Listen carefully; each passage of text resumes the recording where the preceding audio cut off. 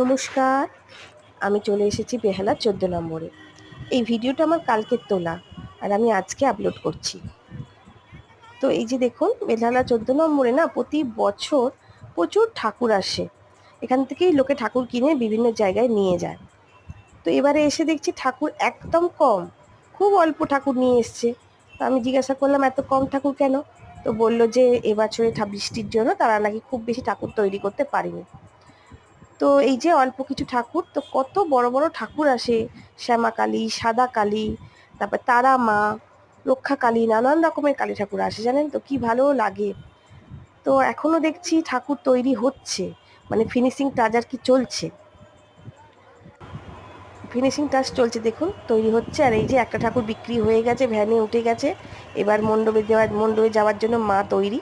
তো আমার এই ছোট্ট ভিডিও যদি ভালো লাগে একটা লাইক করে দেবেন।